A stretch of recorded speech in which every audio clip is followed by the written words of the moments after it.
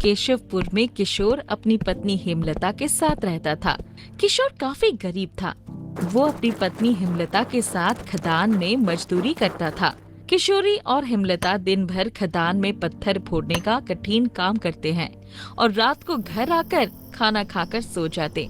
एक दिन सुबह जब किशोर और हेमलता खदान जा रहे थे, तब हेमलता किशोर से कहने लगी, आज बड़ी कमजोरी महसूस हो रही है, चलने का भी मन नहीं कर रहा।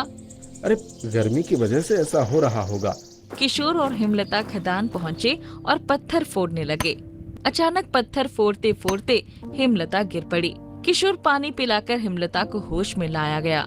हेमलता के होश में आते ही ठेकेदार बोला, भाई किशोर, इसे अस्पताल ले जा और ये ले पैसे। चल अब तू जल्दी जा, ज्यादा लेट करने से कहीं कुछ गड़बड़ ना हो जाए। ठेकेदार से पैसे लेकर किशोर हेमलता को सरकारी अस्पताल ले गया। हेमलता का चेकअप करके डॉक्टर कहने लगा, खून की कमी है, फौरन खून चढ़ाना होगा। अरे कोई दूसरा उपाय नहीं है? खून चढ़ाने से तो बहुत पैसों की जरूरत पड़ेगी। मेरे पास तो उतने पैसे नहीं है। नहीं चढ़ाना चाहते हो तो इन्हें रोज नारियल पानी पिलाओ। नारियल पानी तो बहुत महंगा चल रहा है। वो आप देख लो, मुझे जो बोलना था मैंने बोल दिया। किशोर हेमलता को घर लाया और उसे सुलाकर नारियल पानी ढूंढने निकल पड़ा। मेरे पास पैसे नहीं, और पैसे नहीं तो नारियल पानी नहीं।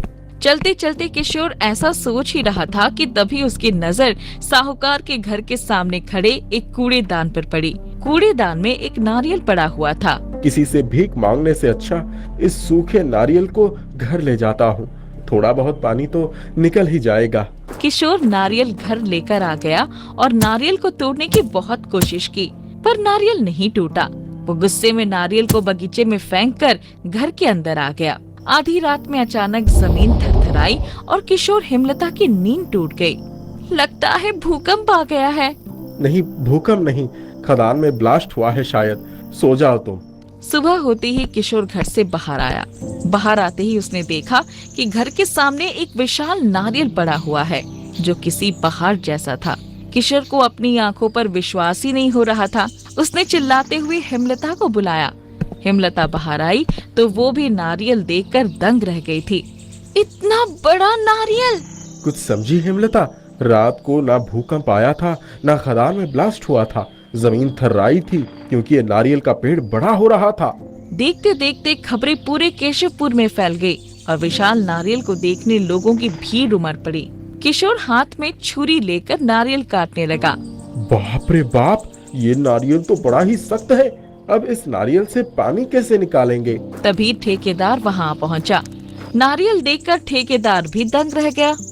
अरे किशोर, ये नारियल देखकर मेरी हालत खराब हो गई।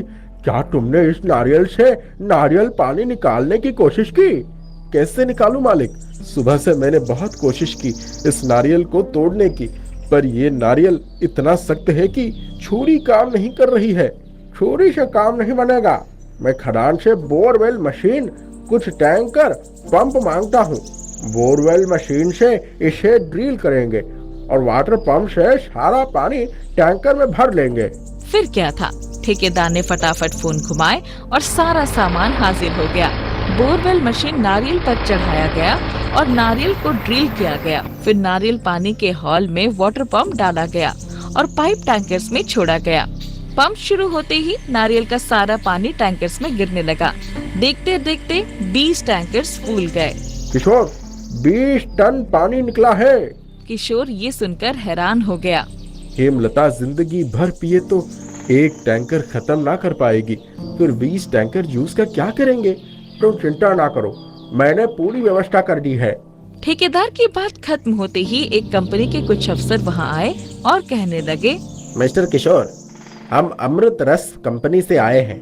हमारी कंपनी नारियल पानी बेचती है, इसीलिए हम आपके सारे टैंकर्स खरीदना चाहते हैं। जानते हो किशोर, 20 टैंकर के ये कितने पैसे दे रहे हैं? पूरे 5 करोड़। 5 करोड़ सुनते ही किशोर का सिर चकरा गया। ये तो बहुत अच्छी बात है, लेकिन सारा नारियल पानी आप ले जाएंगे तो मेरी हेमलता क्या पिएगी? क्यों मजाक कर रहे हो सर?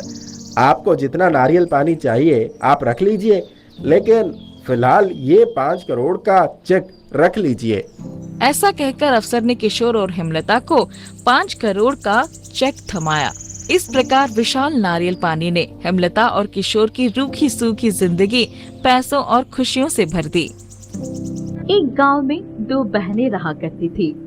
बड़ी बहन का नाम रेखा था और छोटी बहन का नाम सुषमा था। बड़ी बहन 11